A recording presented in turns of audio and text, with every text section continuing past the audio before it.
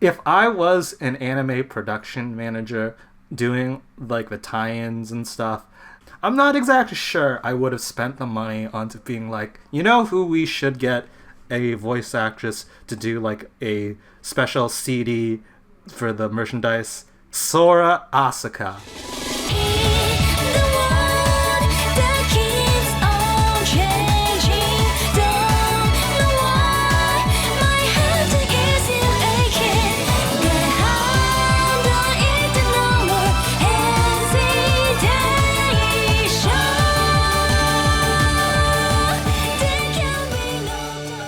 Hello, you're listening to the TWGOKCast, a TWGOK rewatch and reread podcast.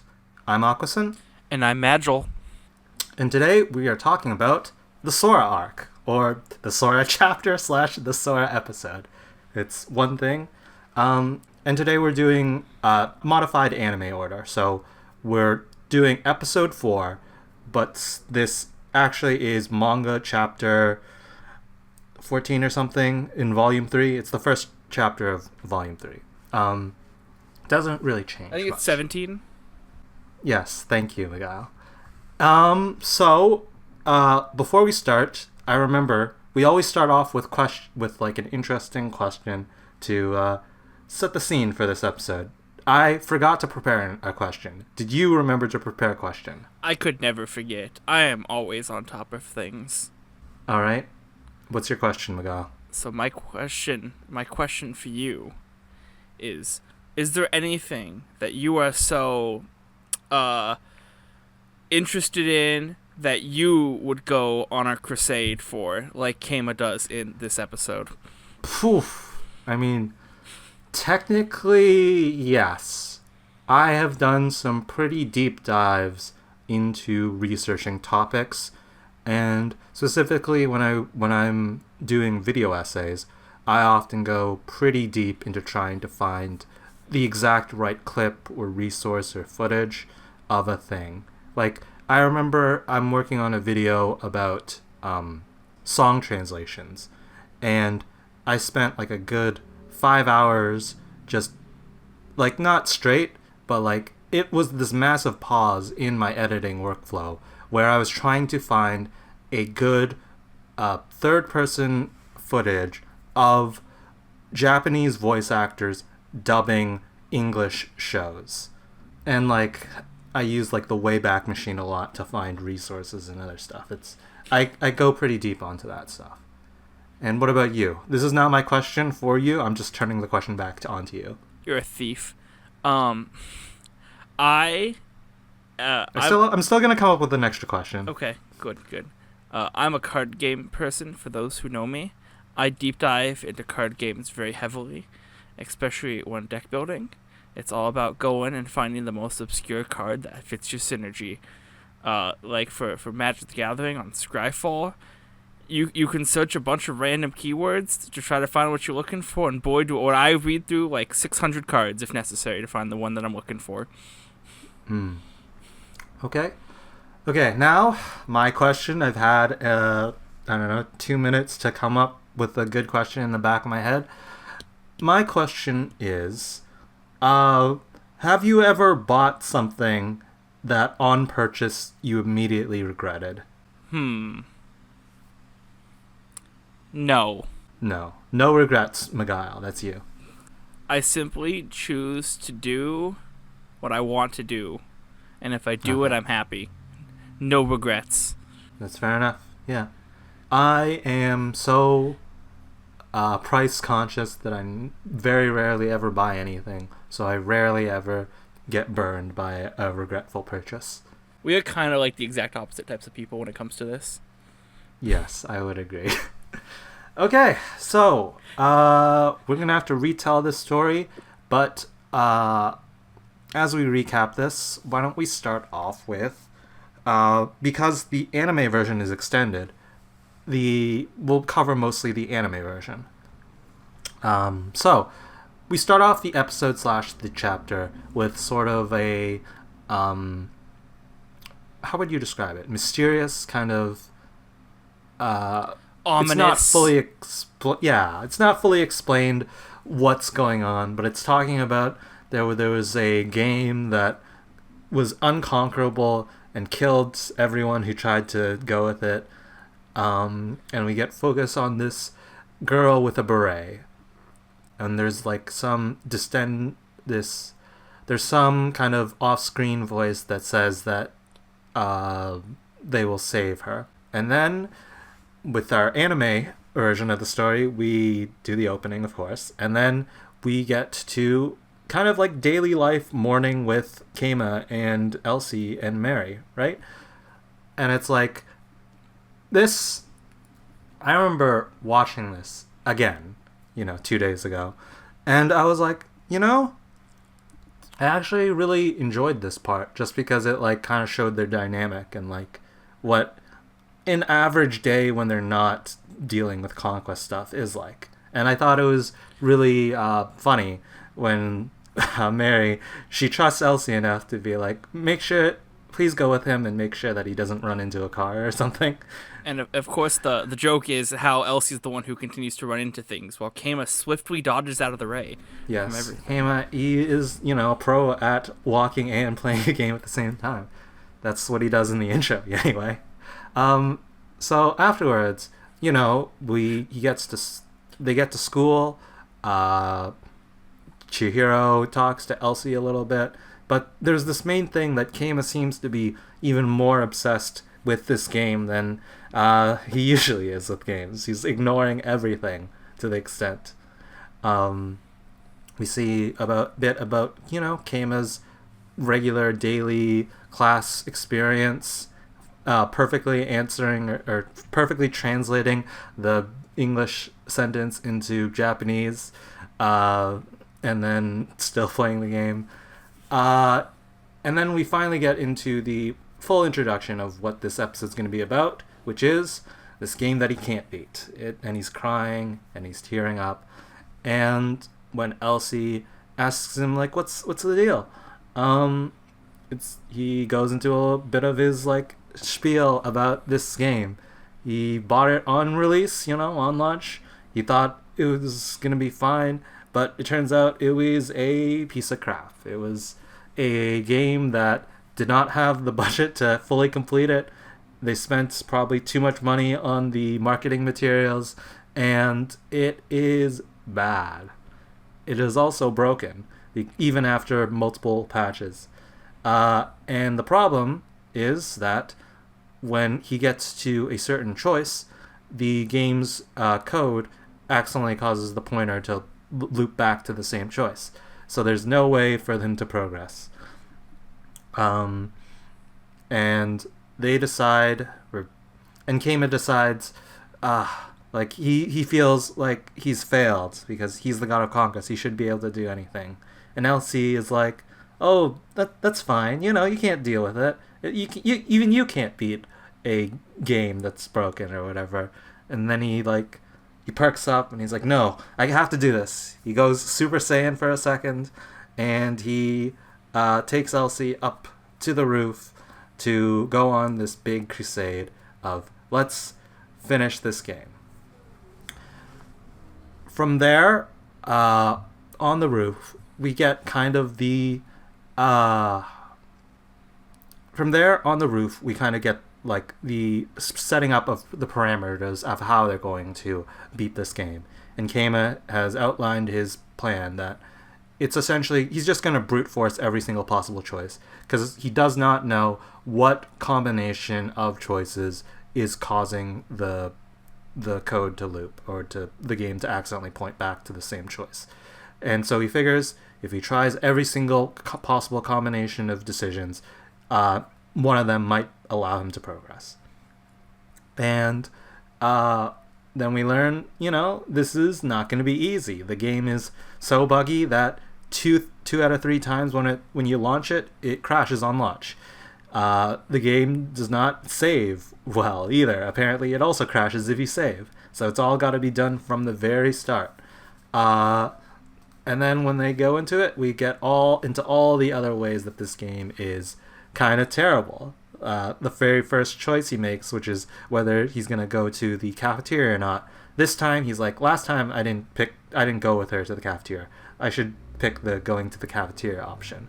And when he does that, they're inundated with a list of cafeteria menu items that's like a full like 2 screens or whatever.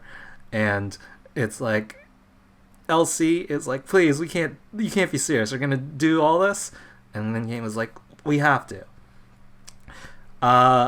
And so from there, we go through a couple different scenes in the anime. We get a bit of Elsie, like she gets water or tea to give to as they're like working on this together. She wishes that Keima was as dedicated in catching loose souls as he was with this game. She asks before that actually. We get a bit of montages, or we get a few montages and scenes of the experience of being inside the game for Keima, like where the shot is framed as if this is the real world and Keima is taking place as the protagonist within the story, like and there's like, as he selects through all the choices, he's constantly being looped, and there's a stupid volleyball mini game that he constantly has. It's a dodgeball mini game. Sure, it's a dodgeball mini game. Thanks, Magile. Anyway, yeah, he has to dodge the balls. It's very difficult. Yeah, and the game is buggy in a lot of ways. Like the dodgeballs at some points change into other food items. There's also like a brief sequence where he like runs through out of universe the different bugs with the game, like the sprites displaying upside down, or the audio bugging out and being all choppy, or a weird character graphic which should not be there. The sprite looks completely wrong. It's some random dude dressed as Sora. And through this, we get to the point where Keima is, losing hope. In the anime, we get a nice little moment where Elsie is like, she hasn't given up, even though this is a thing she does not care about at all. And she tells him, the 12-color parfait is next. Like, she's still there. She never left him. She's still supporting him, which is nice. And then we get a sort of what I would consider like the most important part of the episode is when Elsie asks him, like, you always call reality like a shitty game, but then why are you putting so much effort into this like terrible one? And then Keima explains that yes, this game is garbage, but that doesn't mean that Sora is a bad heroine. Like, and he feels the romantic need to save her, to free her from this shitty game, and to give her the happy ending that these stories need. And then we get, depending on whether it's anime or manga, in manga he presses the button and then it's like he finally found the path that gets out of loop. In the anime, they do a cool little montage set to a unique song of the various like renditions through the loop, with him interacting with Sora. And then, he finally selects a choice that allows him to see her painting, her drawing, and like she says thank you, and they celebrate for a bit. Elsie thinks like even he's a bit of an oddball, but he's a good partner. He's really dedicated. And then he presses one more, and he runs into the problem of text encoding error, and all the text is garbled and corrupted. And he's like, this is the ending stinger, kind of like, Elsie's like, no, please, I want to go home. And he's like, no, we're gonna finish this game. And then we get a bit of an epilogue, kind of post note, where it's some anonymous person looking up on his, what is it, Windows or something? Windows computer, and he's going up, looking up the Crayon wiki, and he finds that this game was really bad, and also there was apparently a rumor online that someone eventually beat it, but like nobody believed it, and the rumor just kind of died off. No, like Kama presumably did beat it, but you know, he didn't. He doesn't seem like a guy who's being like putting all his achievements on his like page or whatever. He just posts a review saying he beat it, and then like without much like video or images or anything. And it's like he became like an urban legend. And that is the Sora Arc, unless I'm missing something, Legal. No, that's pretty much everything. It's pretty short all in all. Okay. So, do you have notes? I have notes. Do you want to get into this? Yeah. I mean, I guess we'll just note ahead of time. The manga's a lot shorter than the anime. Yes. A lot of the actually interesting things from the arc come from the anime, I'd say. Yeah. Okay, so why don't you start, because I feel like I tend to have more notes, and we'll just alternate until you run out of notes. Yeah, that's fair. So, where do I want to start on this? So, you know, at the very beginning, when there's the 3D spinning box of the game overlooking like the plane of swords. Yes, the like for people like Unlimited Blade Works kind of thing. I was gonna mention it. It looks like in Unlimited Blade Works. That was my only point I had in this.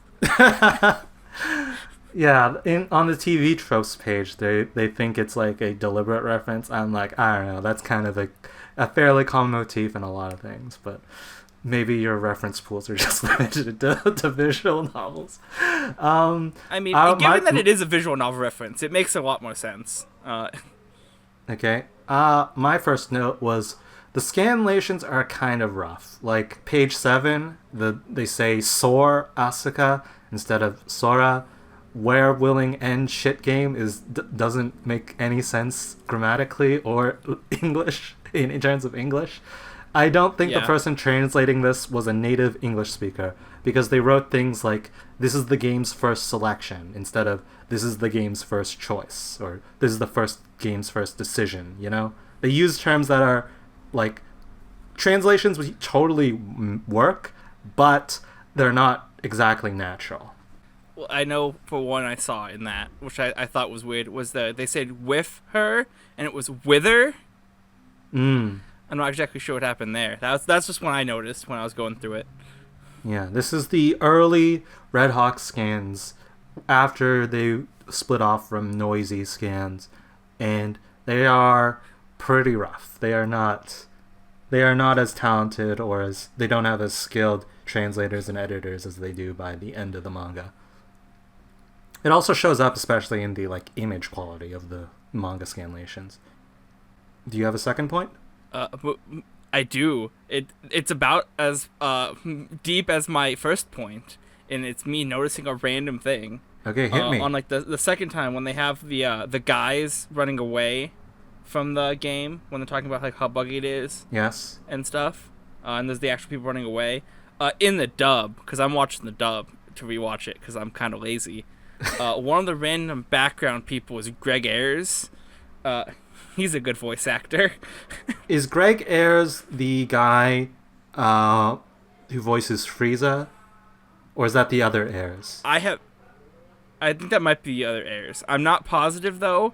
I mostly know him from Sentai Works. Like, he voices Sunohara in Clanad. That's the one I most know him as. Is he the one who voiced... He's a very distinct voice. We might eventually cut this, because this is... I don't know. Maybe we won't cut it because it needs to be add some stuff. But is he the guy who voices Naoto in the Angel Beats dub? Yes. Yes. Okay, I know who you're talking about then. Okay. Yeah, he's in this happy dub. We can get together for Angel Beats. He's the dub of. That's our next podcast after the Charlie Brown podcast. Ayres, he voices. You know the delinquent who wears a hat? Not Rio, but like his sidekick. Yes. He voices him. I know that. Cool. Okay. So this I don't this is very me a note right here. So the actual term that they use that Kame calls is mojibake. That's just the Japanese term for the text corruption that happens when the text encoding gets read wrong. The text was Japanese and encoded in a certain way, but then the data gets interpreted as like ASCII or whatever, and it's like because it's not compatible, it just spits it out as garbage. That's a fun fact. Also, that's a real thing that I'm familiar with because of all the hoops you have to go through to like play old visual novels, like in terms of compatibility. Like oftentimes you have to like set your Windows locale to Japanese in order for the game to not like bug out and make it so you can't read it even with an English patch or whatever. That was my second point. Any point for you? My next point is during the slight break period where Elsie goes and grabs a beverage, and she's like, I wish he was as dedicated to doing spirits as he was to playing games. The cloud she's looking at is like vaguely ghost looking. Yes, it's a spirit looking. Did you notice that it was the same spirit as the I think it's either Ayumi's spirit or it is Canon's spirit. It's the same design, I swear. I mean, I'd believe that. They look all vaguely similar to me in my mind. Because they're ghosts. Can't we distinguish the spirits apart? Well, that is true until, like later manga where it's like, it gets kind of crazy. But anyway. Yeah, sure. The anime starts off on a very artistic and impressionistic scene. They put a lot of time into building the atmosphere for like the opening with like the paints and the paintbrushes and the thing and the like autumn leaves and stuff. It almost makes it feel like it's a totally different anime, like on first watch. Yeah, no, I think the opening is really well done overall. Like, I mean, I think this episode like overall is really well done throughout the entirety of it. Especially since, as noted, it's improving on not much manga material. So the way that they went in the anime, where they like extrapolate individual points to tell like a more cohesive and interesting story. Yeah, it's really nice. I especially agree with like the way that they present the story, like the perspective of Sora and the in-universe kind of story. Of like, a person who she turns to and asks if they will see her painting, her picture, and then they disappear. Or the way that they do like all the lighting in there, in that like little scene with like the different portraits of like sketched figure, which gradually over the course of the episode becomes more and more detailed to show that it's Kama. Or like, the fact that they do an entire montage where Kama is interacting with Sora makes this feel like more emotionally resonant than in the manga where it's like only seen from outside the game, And like they really cared, because not only did they have the special song like in the middle, there's also the alternate ending theme for the episode. that was gonna be one of my points. I was like, if I was an anime production manager doing like the tie-ins and stuff, I'm not exactly sure I would have spent the money onto being like, who we should get a voice actress to do like a special CD for the merchandise? Sora Asuka. And let's have her do both a in-episode song and an end credit song. And it's like, yeah. This is such an interesting creative choice. It feels like such a Manglobe thing to do because it's so crazy, but it's also just the production company of like that they built up to like make these decisions. Do you know off the top of your head who she's voiced by? I think she's actually got a name that I'm pretty sure is one of the names, like a first name or last name of a TWGOK character. A part of me wants to say Sakura, but or Sakurai, but that might be actually the voice actress for Yokyun.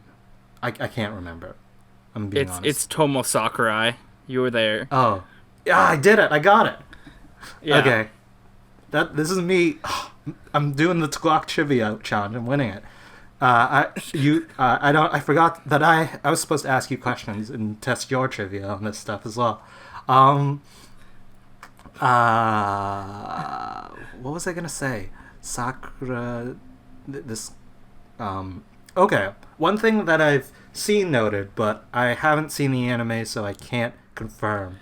Some people say that the ending theme song for the episode is designed to be in the style of like old anime, old visual novel theme songs or ending theme songs. Specifically, they're pointing to F, A Tale of Two, I think. Have you ever seen that anime? Or yeah. So it's two different. There's F, A Tale of Memories and F, A Tale of Melodies, and I think the original visual novel is called that. I'm not too certain on it. Do you think that's a true point or just someone like reaching with their conclusions? I mean, so when I watched it, I definitely got the vibe that it was meant to, replicate like an ending theme to a visual novel, since it just kind of has the main heroine pretty static all in all, and then finishes with the fin. I can't necessarily relate it to F at all, though. I mean, you do have light ties between F to Memories and Melodies and TWGOK, in that we have Elisa who sings the theme songs of both the F anime. Tossing that out there. Yes, that is your trivia skill. I do not watch enough anime to actually say anything about that. Okay. This is me trying to jazz up this note because it's really boring otherwise. Sora in the anime uses this Japanese pronoun instead of this Japanese pronoun, which is used in the manga. Nobody cares about this, but do you know the answer, Magile? I don't know a single Japanese pronoun. Alright, yes. It's in the manga, she uses watashi, and in the anime, she uses atashi, which is just watashi, but with a little bit of a less pronunciation on the W. Wow. Thank you. I needed to know this. It just means it's like a little girlier. It basically doesn't matter. I already covered some of these notes. One thing I guess I want to comment. Oh, good. Okay, go. Oh, okay. Yeah, the one thing I wanted to comment on is anytime he's playing the game, in the top left corner, it has colors remaining, and the number is very random from a scene-to-scene basis. Do you have any idea what this could be in regards to? Okay, so there are certain visual novels like Clannad, Canon, those key visual arts ones I'm referencing, but also some others, where the UI often has some pretty unusual elements to it. Like in Clannad, I don't think it ever has like a crayon counter, which counts how many colors are remaining. But there are like elements that like in Clannad there's like a calendar that's like very present in the UI, which you would not think is strictly necessary. I think in this case, it's not supposed to mean anything specifically, but point to some kind of element of this game, which is not fully explained, but that it's tracking something. Because, like, remember in the episode itself, a part of it is that he brings the crayon box up to her, like, you dropped this or something, right? Yeah, because she drops it and he picks it up and gives it back. I think within the in-universe logic of what this game is, that it has something to do with, like, the creation of the art or the painting or whatever. Or maybe it's just a counter of counting down, I don't know, the days or the time or something. I mean, I think the most notable thing is, like, like, right at the ending, once he finally gets past the loop, it is down to a very low number. It dips to 30. Let's see. That was your tennis serve. Now I gotta serve something back. Okay. So, the anime, the expanded advertisement part for which advertises like the game, where it's like, here's all the extras. I found it very funny how the ad narrator points out the white lily and black rose versions of the Sora figure. Because it's just like a color swap. It's like the way that it's presented is like, it was humorous to me that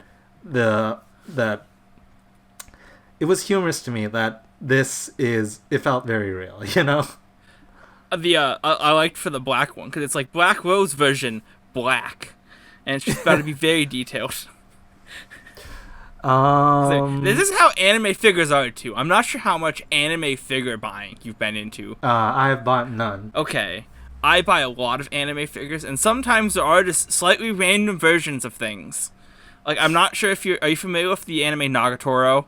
Yes, vaguely. There's a figure of the main girl where she's tan and one where she's not tan.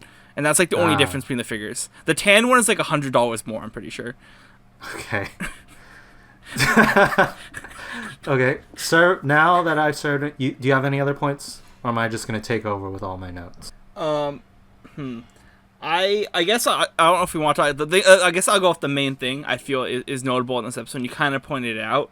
The no bad heroines, like only bad games notion that he comes up with in the episode. I feel like that's a very big, point for Kama's character. Not just like just moving on forward into the show, because like in the same regards where he's like, this is a bad game that's sort of stuck, and we have to help her. In some ways, reality is a bad game, as he stated, and he still feels the need to help other girls in the series, which I feel is a very poignant thing, like why he can continue to do this going on, because it's ultimately not like the girl's fault entirely that they wound up in this bad situation, and he still goes on and helps them. Yeah, I wrote a long. I've talked about this in a bunch of different forms, including like a long essay, like multi-part essay, but I think this episode actually has a really crucial piece in painting the picture of who Kama is, Like, this feels like a filler episode to a lot of people, and to an extent it is. But also the way that it, like, showcases Kama's drive and desire to save heroines as sort of his romantic ideal. His romanticism, his idealism, his desire to make them happy, And also to be a hero, and also his need to like control the choices, and so on and so on. It's like very telling in how this later gets how this later reemerges in other contexts. I'm going to say, interestingly, I think this is the first time we actually see like a visual exploration of what Kama means when he says like the root and like the ending and the choices. If you weren't familiar with games or visual novels like this might be like the first clue that like gives you a sense of what Kama's actually talking about. I'm fully out of things to say, so you're free to go all in. Okay. Have you ever gotten soft locked because of a bug in a game before? I mean, the answer is probably yes. But I think a lot of the times it's not to the same extent as what's shown in like TWGOK, where it's like inescapable. I think a lot of the time it's like if you soft lock, you just restart, go back to your last save, and avoid what you did previously.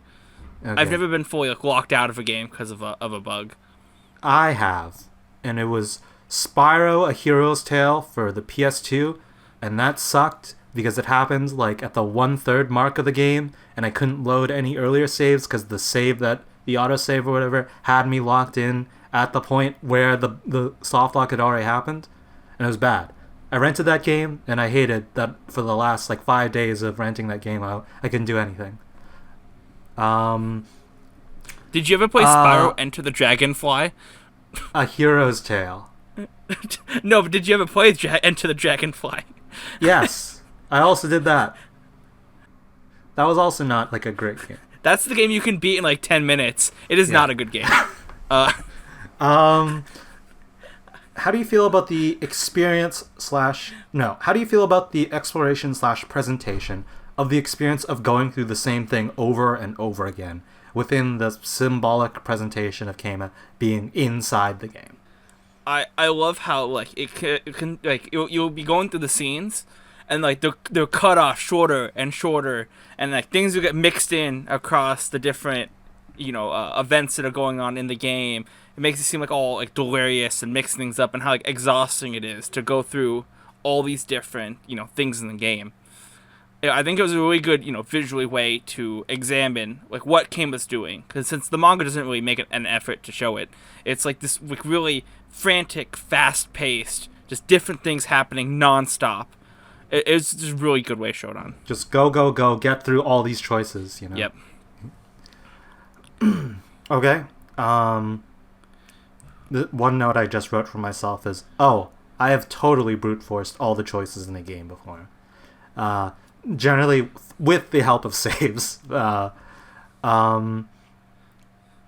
this is kind of an interesting note.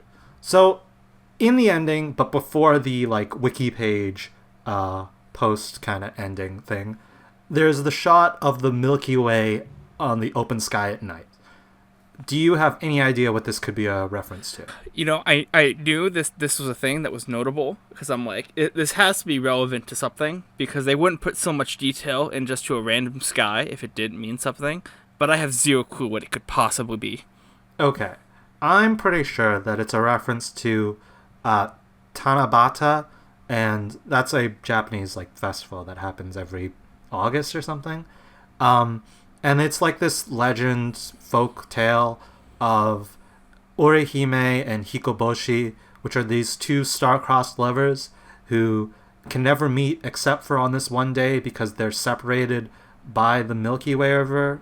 And this, like, it's basically like star-crossed lovers. They can only meet once a year or through Providence. And that's basically what I took it to mean. Is there anything pointing to that beyond it being a Milky Way?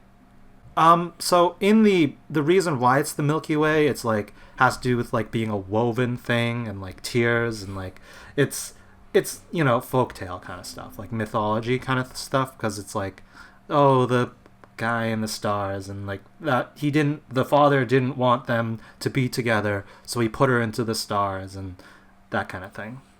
And that like within the context of, if you were familiar with that, you'd be like, that's what it's kind of representing. This, like, Keima and Sora are two people who are fated and the universe is against them ever meeting, but they will be able to meet once a year, basically. Okay, yeah, that makes sense. My second to final note, the translation for the wiki page is pretty interesting in how it explains / justifies the different gags. Like, one thing is, it says, the CG pointer table was wrong, so strange images frequently appeared. The company switched artists during production, so Sora's face appears different occasionally. It's like, that's how they explain the gag of, like, Sora, like, a strange character appearing instead of Sora, or, like, different things appearing when it shouldn't have been. And I'm like, that's interesting how they recontextualize that and explain it in universe. And then my final note was the manga translation not translating the wiki page is pretty bad. And then it kind of serves as like the denouement, establishing that yes, Keima eventually did beat the game, but he faded into legend after that. And like without that, you're like, it's just not a good experience. Yeah, because I reread the manga immediately after the anime, and I got to the last page of the manga, and it's just like, this is a wiki page that basically describes what was said in the anime, and I'm like, I feel like it doesn't just do that. I feel like there's a lot more to it that is, by not translating it, you're not getting across. Since it obviously tells more in the anime. Let me think, and that's basically all my notes, and that's all your notes? Yep, that's everything I got. Okay, so, I don't really have anything else important to say, so why don't we get to the not rating and ratings? Okay, what wouldn't you rate this episode? Okay, my not rating. I think this episode, on rewatch, Okay, so first off, I think the anime episode is a lot better than the manga chapter, just because it's more fleshed out, just because it's more, it does a lot more to like put the romance and put the emotions within to this endeavor. So I actually like it quite a bit. But on the other hand, I don't think it's like, it's not like a core essential thing. I think it's like one of the more core, one of the more essential, like, slice of life chapters. And I think the anime just makes it a fairly fun episode that lets you see Keima not during his conquests and kind of get a better sense of like their family dynamics, Keima and Elsie's dynamics as people who are not just working in a conquest, doing things together as in their free time. It also shows Keima's dedication to saving heroines, and that important bit that we've mentioned multiple times now, that Keima, his romanticization, his idealism of this kind of thing. I personally would give the episode a B for bad game. All right. Yeah. Thank you everyone for listening. Please do not follow me on YouTube. Or X. That's what it's called now. Yes, I do not have a Twitter either. And hopefully next time, with the next episode, we will be covering the canon arc. The first really deep arc, I feel like that there's a lot to get into. Not that the other arc's bad, but yeah. But anyways. It'll be good. Hopefully, as long as we don't die before we release those. Yes. So hopefully we won't be giving it a K for canon. Okay. Thanks, Magile. Okay. Bye. Bye.